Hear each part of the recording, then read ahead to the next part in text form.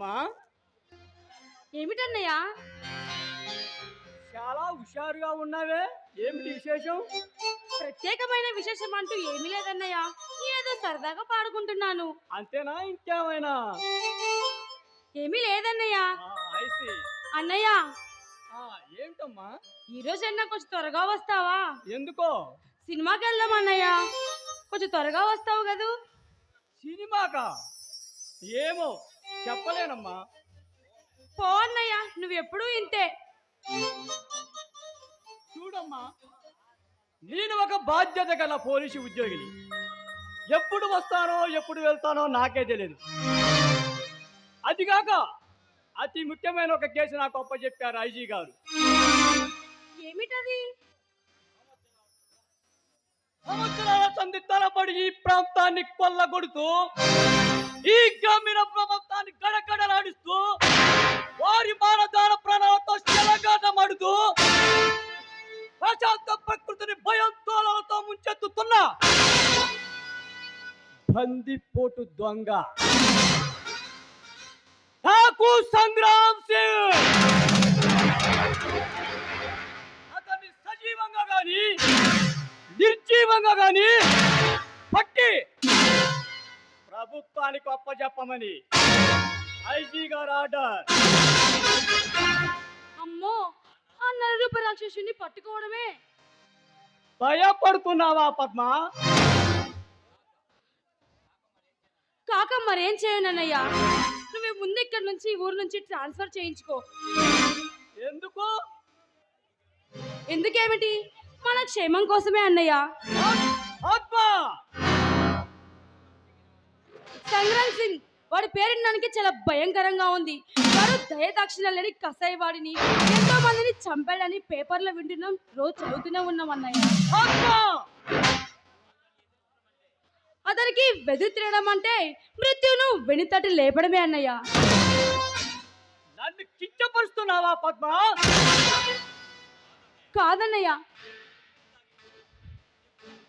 కాదన్నయ్య, నిప్పును తాగితే కాలిపోతామని తెలిసి ఎవరైనా ముట్టుకుంటారా? నిండా మునిగితే మునిగిపోతామని తెలిసి ఎవరైనా ఈదులడ్డానికి ప్రయత్నిస్తారా? అది మన ప్రాణానికి హానికరం అన్నయ్య. అలాగని నా ధర్మాన్ని కాలదని ధర్మానికి అన్యాయం చేయలేనమ్మా. అన్నయ్య, 4 తరాలు తిన్న తరగని ఆస్తిని మన నాన్న మన కోసం వదిలేసి వెళ్ళాడు. నువ్వు ఇంత సిన్సియర్గా ఉద్యోగం చేసి ఆ ప్రతిఫలం మీద బతకాల్సిన గత్యంతరం మనకు లేదన్నయ్య. ముందు ఆ ఉద్యోగం మానయ్య అన్నయ్య.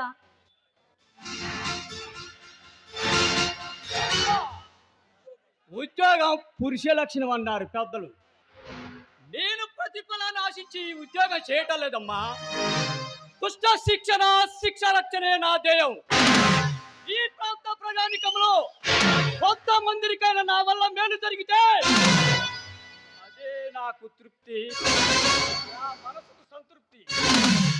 ఎవరి కోసమో రాబందువుతో కాలానికి కాల్దువడం మనకు మంచిది కాదండయ్యా. ఆ రాబందులో రెక్కలు విరిచి విజయం సాధిస్తాను, ధర్మాన్ని నెలకొల్పుతాను. అధర్మం నాలుగు కాళ్ళ మీద విజృంభించిన ధర్మం ఏనాడో మూగపోయిందన్నయ్య. చివరికి గెలిచేది ధర్మమే. అయినా అంతిమ విజయం ధర్మానిదే. అన్నయ్య, అమ్మా నాన్న లేని నాకు అనురాగమయ్యి పక్క నుండి నాకు నిలబడి నన్ను పెంచావన్నయ్య. నాకు నువ్వు దూరం అయితే నేను ఎలా బతకగలను? అదే నువ్వు ధర్మంకి పోతే అపజయం నిన్ను వరిస్తే మన పరిస్థితి ఏంటన్నయ్య? అవునన్నయ్య, జయాపజయాలు దైవ దినాలు. నీ అన్నయ్య శక్తిని సింకిస్తున్నావా అమ్మా? లేదన్నయ్య, నీకన్నా పైవాడిది గొప్పవని చెప్తున్నాను. నాకు ప్రభుత్వ అండదండలు ఉన్నాయమ్మా. పిచ్చి అన్నయ్య, భీకరాంకరం గల 15 అడుగుల ఏనుగు భయంకరం గల సింహం జయిస్తుందన్నయ్య. నాకు ప్రభుత్వం ఇచ్చిన ఆయుధం ఉందమ్మా. దాన్ని జయించగల శక్తి సంగ్రామకు ఉందన్నయ్య. ఆత్మా, నా గురించి నువ్వు విచారించకు. నాకొచ్చిన భయం ఏమీ లేదు. నా గురించి నువ్వు బాధపడొద్దు. చూడు ఆత్మా, చూడు, ఈ రెండు చేతులు చూడు. ఈ అన్నయ్య రెండు చేతులు చూడమ్మా. ఇవి చేతులు కావు, ఆ సంగ్రామ్ సింగ్ గాడి మృత్యుపాశాలు. ఎందుకన్నా ఇంత మొండితనం నీకు? నీ మొండితనం ముందు నా భయం ఏనాడు గెలిచింది? ఏమో అన్నయ్య, నీ ఇష్టం, ఎలాగైనా ఉండు. పద్మ, అన్నయ్య,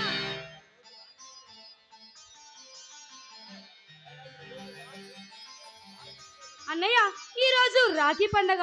నేను నీకు రాఖీ కట్టాలనుకుంటున్నాను. నువ్వు సంతోషంగా ఉంటే నేను వద్దంటానమ్మా. నీకు మంచి భర్తను చూసి నీ పెళ్లి చేసేంత వరకు నా మనసుకు సంతృప్తి ఉండదమ్మా.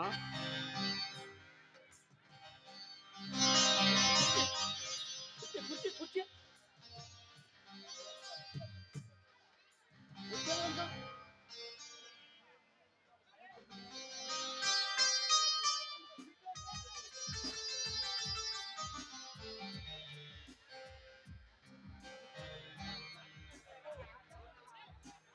కూర్చో, కూర్చో.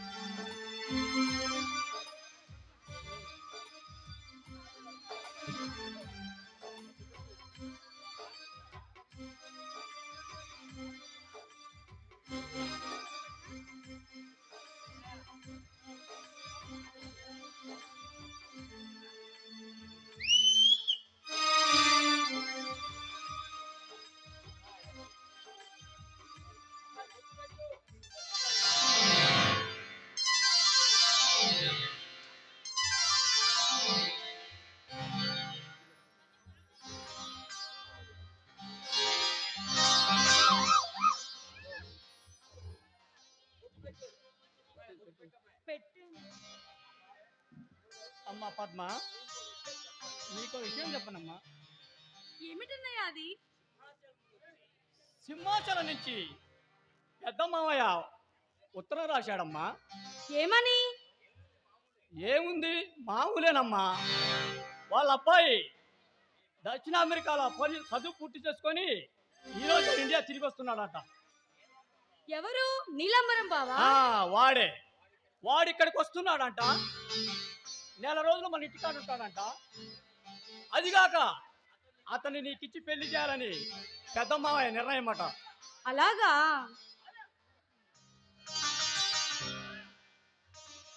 ఎదిగో అమ్మా ఉత్తరం. పద్మ, ఇంకొక విషయం అమ్మా. భద్రాచలం నుంచి చిన్న మామయ్య కూడా ఉత్తరం రాశాడమ్మా. ఏమని? ఇది మామూలే. వాళ్ళ అబ్బాయి ఉత్తర అమెరికాలో చదువు పూర్తి చేసుకొని ఈ రోజే ఇండియా వస్తున్నాడట. ఎవరు? కనకాంబరం బావా? వాడే.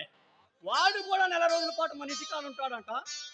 అయితే అతనికి నీకు ఇచ్చి పెళ్లి చేయాలని చిన్న మామయ్య నిర్ణయం అట. అలాగా? ఇదిగో అమ్మా ఉత్తరం. ఒకడు ఉత్తర అమెరికా నుంచి వచ్చే కోతి, మరొకడు దక్షిణ అమెరికా నుంచి వచ్చే ఒక కోతి. ఈ నెల రోజుల పాటు ఈ రెండు కోతులతో ఎలా భరిస్తావో. అన్నయ్య ఆ ఇద్దరిలో మంచి వాళ్ళు ఎవరో నువ్వే చూడన్నయ్య. అబ్బా పద్మ, నువ్వు నా ముద్దల చెల్లెలివి. ఆ ఇద్దట్లో ఎవరు నచ్చినా నాకు ప్రాణంగా నిన్ను చూసుకొని పెళ్లి చేస్తానమ్మా. అంతేకాదు, అతని గురించి నీకు వచ్చే భర్త గురించి గురించుకోవాలంటే నేను మాటలో చెప్పలేనమ్మా, నేను మాటలో చెప్పలేను. అతన్ని నేను ఏమని వర్ణించినమ్మా? అన్నయ్య చెల్లెమ్మా,